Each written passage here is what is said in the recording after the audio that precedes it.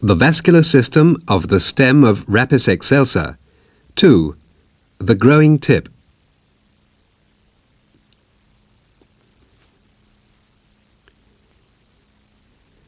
The diagram shows a growing palm.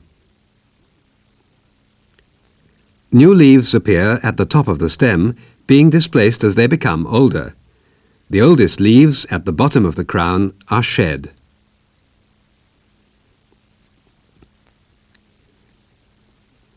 Vascular bundles run along the stem supplying the leaves.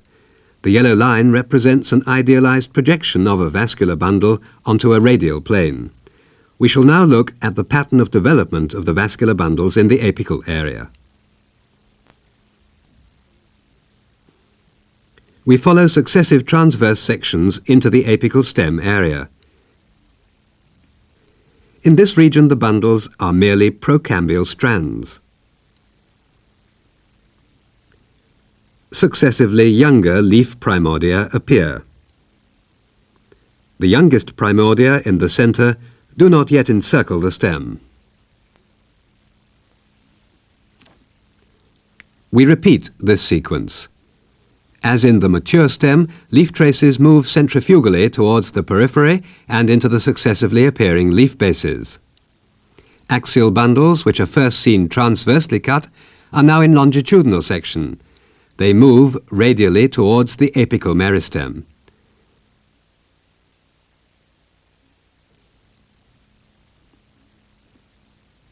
Let us view this again.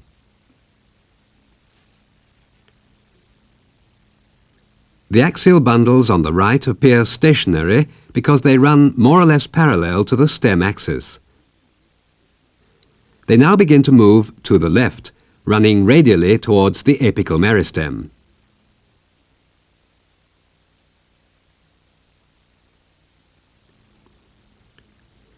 The course of the axial bundles and leaf traces is recognizable in this median longitudinal section through the apical stem region. In the center of the bud is the apical meristem. It continuously produces new leaf primordia, while the older ones elongate and are at the same time displaced radially outwards. Axial bundles are visible only in short lengths on account of their spiral path. Near the apical meristem, axial bundles run more or less radially, and leaf traces more or less axially.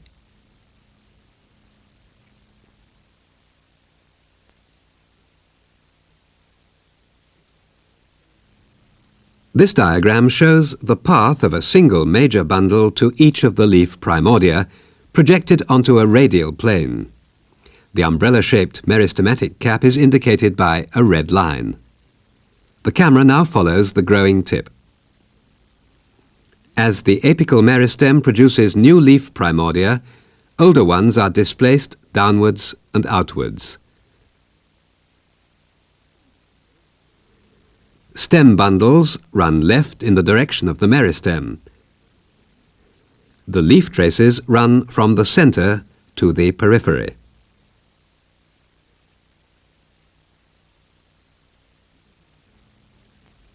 Let us now have a closer view of the meristematic zone.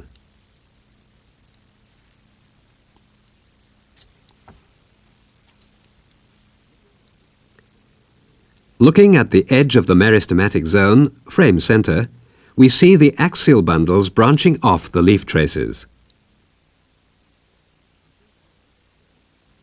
If we follow the course of a single axial bundle as it originates, we see that its blind end grows towards the meristem. Axial bundles which grow all the way to the stem center can connect with the very youngest leaf primordia. They are called major bundles.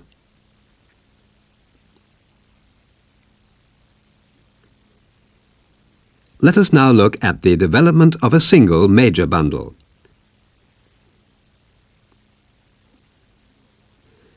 The axial bundle arises at the cap periphery as a branch of a leaf trace. It grows in the cap towards the apical meristem. There it connects with a very young leaf primordium.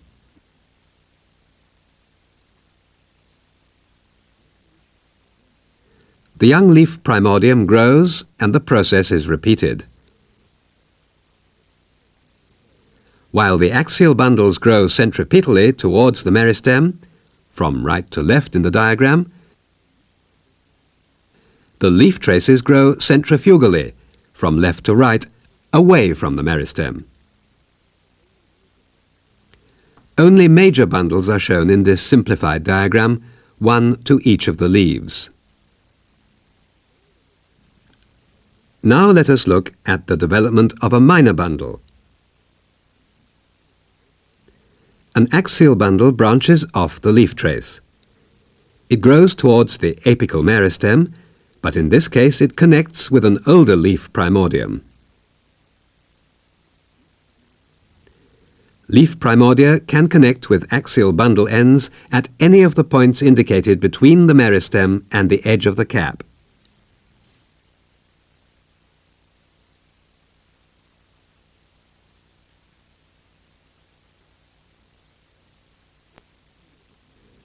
This animated diagram includes major and minor bundles.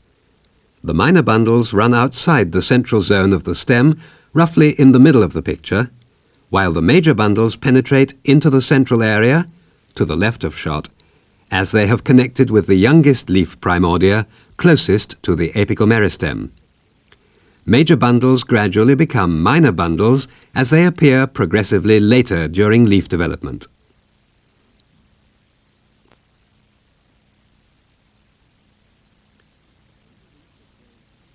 When the leaf has grown out of reach of the cap, it continues to produce leaf traces. These cannot develop into vascular bundles because all open-ended vascular bundles are contained only in the cap. These late leaf traces connect with the fibrous cortical trace system, shown here in blue.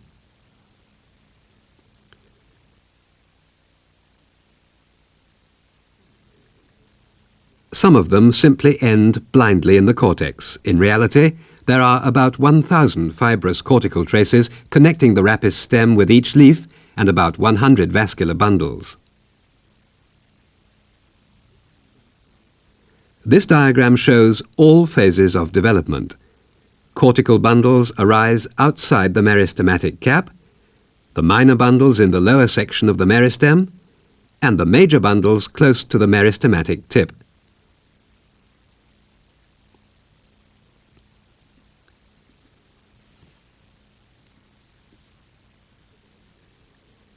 The development of the vascular system in other palms is similar, except that in larger species it is often considerably more complex.